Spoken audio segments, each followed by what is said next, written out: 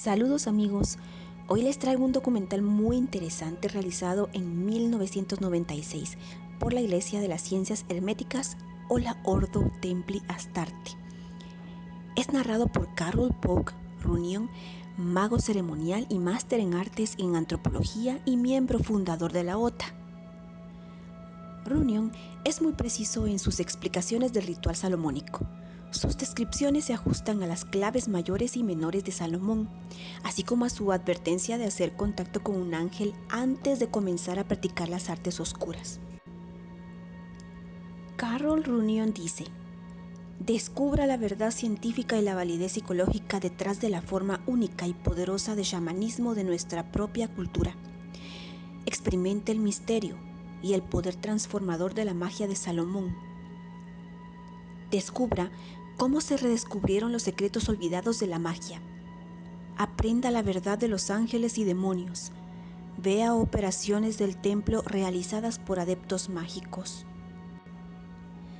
Él es enfático en decir que no son prácticas satanistas y que ellos son exploradores espirituales en las profundas cavernas de la mente. Utilizan el Lemegeton, la llave menor del rey Salomón. Este documental tiene una duración de más de 1 hora, por lo que lo he dividido en 3 partes. En esta primera parte se explica sobre una enfermedad que Carroll sufrió, por lo que lo llevó a una búsqueda constante, espiritual y médica. Practicó varias corrientes hasta llegar a la que le dio la solución a su problema. Encontró su camino y la respuesta en la magia ritual occidental. Espero que lo disfruten, pero sobre todo que el conocimiento que en este documental se da aporte información valiosa que nos ayudará a comprender de una forma más profunda esta corriente de la que también Geoff Greykov toma parte para realizar el milagro del nuevo poder avatar. Los invito a visitar mi blog Grimorios y Ocultismo. Les dejaré el link en la descripción. En él encontrarán grimorios y sigilos para descargar y así poder reforzar los rituales del NAP. También les dejo el link por si desean colaborar con una donación para mi canal. Un abrazo fraternal amigos y hasta el próximo video.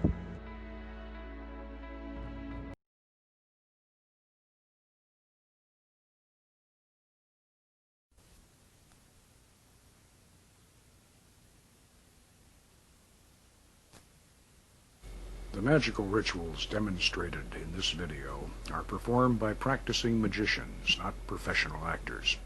These rites were recorded inside an actual magical temple, not on a Hollywood soundstage. The techniques shown are authentic and very effective.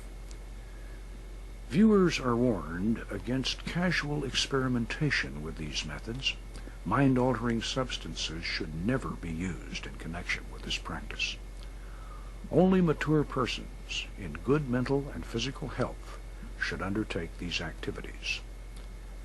This system should be approached with the same respect one would accord to a full-contact martial art. This documentary is offered to the public as an educational introduction to an ancient Western tradition of psycho-spiritual development that has been misunderstood and maligned. Practitioners of Solomon's magic are not Satanists who make pacts with the devil. They are spiritual explorers in the deep caverns of the mind, carrying with them the lamp of wisdom and armed with the power of God.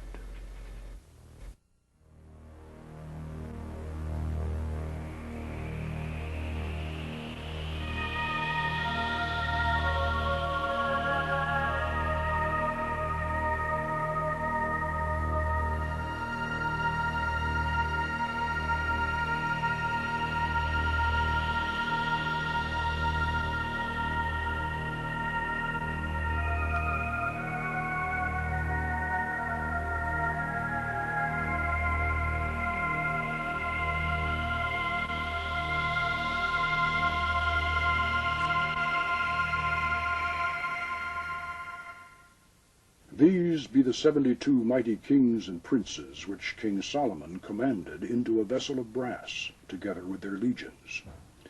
And it is to be noted that Solomon did this because of their pride. And when he had thus bound them up and sealed the vessel, he, by divine power, did hurl them into the depths of a lake in Babylon.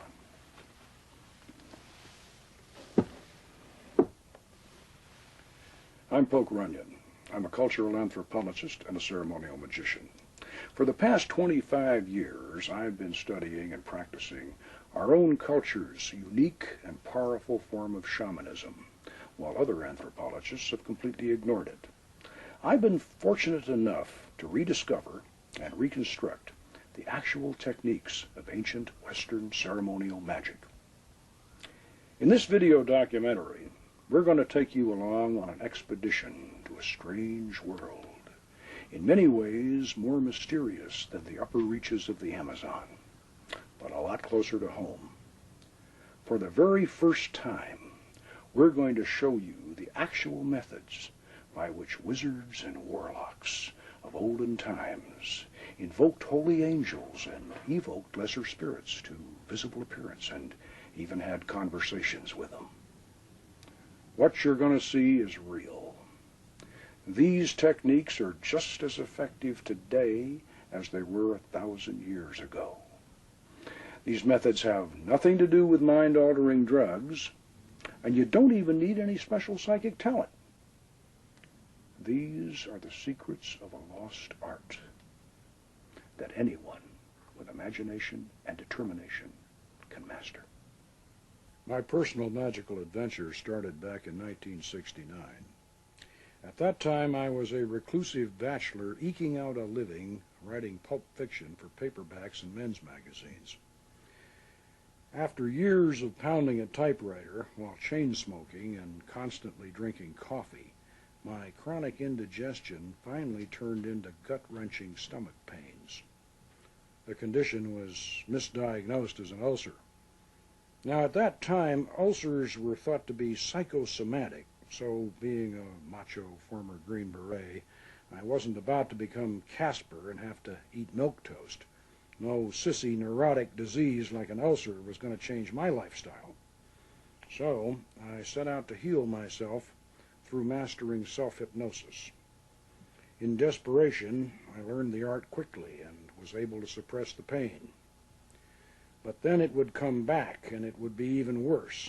And I took myself about as deep into trance as anyone has ever gone, but I could not heal that ulcer. Because, as the doctors finally discovered when I was almost dead, I was carrying within me a gallbladder that had turned to solid rock. In the latter stages of my illness, I was in a state that I now realize was a toxic psychosis. In my desperate attempt to cure myself, I had gone beyond self-hypnosis into the study of Tibetan tantric yoga, and finally, to what was, at that time, the least known and most forbidden of all the spiritual paths, Western ritual magic.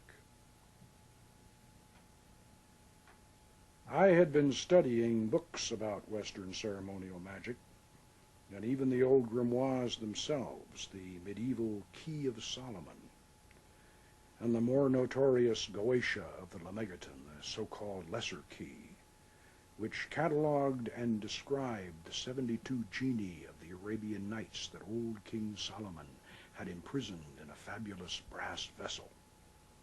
In my irrational state, I was totally convinced that there was a hidden truth behind this fantastic story. Like Aladdin's wonderful lamp or Ali Baba's open sesame, there was a secret key to calling up those mighty princes of the jinn that Solomon had imprisoned so long ago, and I was determined to find it. I studied the writings of the ancient and modern magicians. They had filled their books with the most detailed instructions on how to build, inscribe, and decorate all the necessary equipment, all the signatures of the spirits, and even the hours during which to summon them. Conjurations and names of power were all set forth, complete and ready to recite. Hear me, and make all spirits subject unto me, so that every spirit of the firmament and of the aether, upon the earth and under the earth, on dry land and in the waters, of whirling air and of rushing fire, and every spell and scourge of God may be obedient unto me. Wonderful, powerful. All you have to do is recite it aloud, and you can feel the hairs start to rise on the back of your neck. But where, how, and in what form are these spirits we're summoning supposed to appear? That one all-important element, how to make the spirit physically appear, was always missing from the old grimoires. Now, I knew that over a dozen ancient and modern writers on magic couldn't be involved in one big, long-standing conspiracy to suppress this final secret, so it seemed obvious that at some time in the past, the key to the magical art had been lost, and the modern writers and experimenters just simply didn't know how it was done. This suspicion turned out to be true. At the turn of the last century, the famous, or if you prefer infamous, magician Aleister Crowley had tried to conjure one of the Lemegeton's Goetia demons out of incense smoke. And, not surprisingly, he had very little success after a great deal of effort. This did not surprise me. Trying to form an image or commanding a spirit to produce an image out of curling, twisting smoke was more of an experiment in telekinesis than a vision from beyond. Aleister Crowley did not possess the secret technique, but he certainly understood the philosophy. He stated clearly in his 1904 edition of the Goetia of the Lemegeton that the spirits of Solomon's brass vessel are portions of the human brain. Even though I might have been temporarily insane at the time, I had lost none of my intellect. I knew that magical visions were certainly hypnotic. In this respect, Crowley had been absolutely right. Solomon's genii would not come forth from caverns beneath the earth. They would rise out of the nether reaches of the deep mind.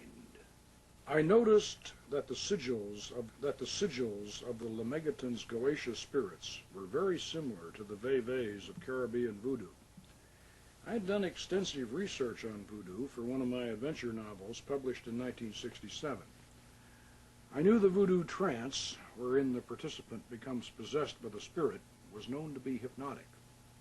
The focal point of these ceremonies was the veve of the Ogun, drawn on the ground and illuminated by candles. Somehow this symbolic signature helped to bring forth the vision. At this point, your high school science teacher might be saying, well, if all this magic is only in the mind, weren't those old wizards and even the modern magicians like that Crowley fellow just using their imagination? Yes, they certainly were. But the human imagination, inspired by its divine creator, is the most powerful force in the universe, a river of hopes and dreams that bears us all along on its flowing course, from the beginning to the end of time, from planet Earth out to the farthest star. Let us recall a few lines from the greatest of the Romantic poets, William Wordsworth. Of shouting angels in the imperial thrones, I pass them unalarmed. Not chaos, not the darkest pit of lowest Erebus, nor aught of blinder vacancies scooped out by help of dreams, can breed such fear and awe as fall upon us when we look into our minds, into the mind of man. With that in mind, let's look at the philosophy and the psychology that lies behind this powerful system. To begin with, we should not make the mistake of thinking that those old magicians were credulous and naive enough to believe that they could physically manifest the kind of heavenly glories and hellish horrors that Bosch and Blake depicted. These artists, like the Hollywood movie makers of today, symbolized the subtle power of magic with intense and sometimes lurid physical images. In magical operations, the roof does not fly off as choirs of angels descend in blinding rays of light, nor does the floor crack open to disgorge a horde of fire-breathing demons. The actual effects of magic are very powerful, but they are also subtle and subjective. As Cornelius Agrippa, one of the greatest of the Renaissance magicians, explained, "There is another meaning than what is writ in the bare letters about this magical art. We must not look for the principle of these grand operations outside of ourselves. It is that internal spirit within us which can very well perform whatsoever the monstrous mathematicians, the prodigious magicians, the wonderful alchemists, and the bewitching necromancers can effect." Heinrich Cornelius Agrippa was certainly an honored philosopher and magus, but we should remember that King Solomon was considered to have been the wisest man who ever lived. The wisdom of Solomon was proverbial.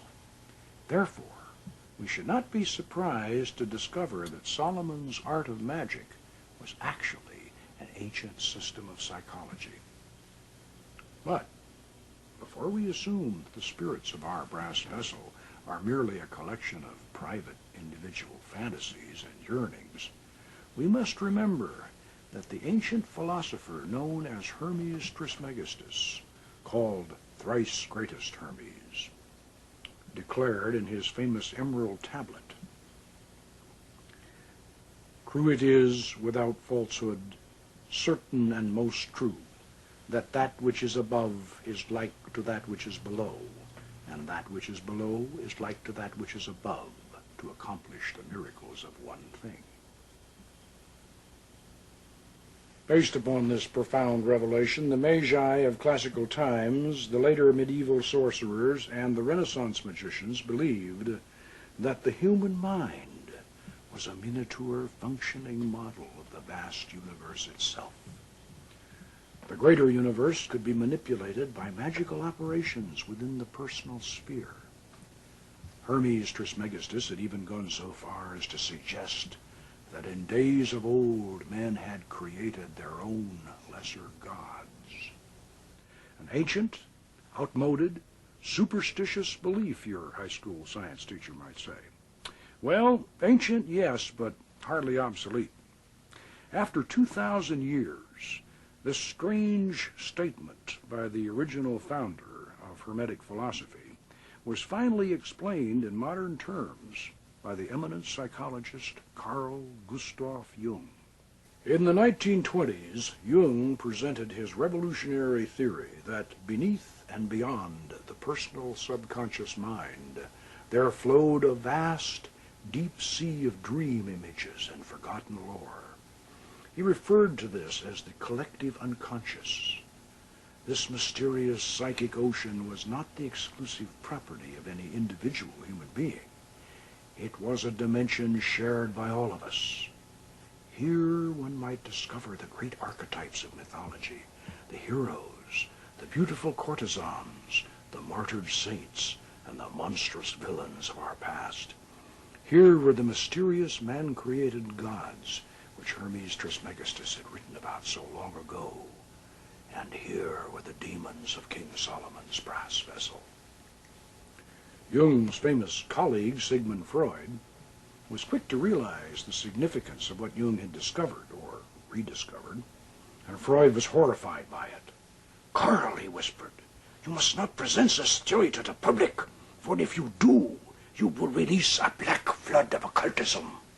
But it would take more than Carl Jung's archetype and collective unconscious theories to release this flood of occultism that Freud feared. Theories by themselves do not produce results. For results, the magician still depends today, as he did thousands of years ago, on methods and techniques. Since time immemorial, magicians have placed themselves and others into states of trance, during which visions and oracles were received. We now know that this process was hypnotic, and that all the phenomena we have come to associate with modern hypnosis was in fact known and practiced by ancient sorcerers under the guise of fascination, spellcasting, and enchantment. The powerful hypnotic effect achieved through a fixed gaze on a reflective surface is the reason why the crystal ball or shoe stone and the dark mirror or speculum were used by wizards of olden times as their spiritus loci, the actual place where angels and spirits could be conjured to visible appearance. This was, and still is, a hypnotic process.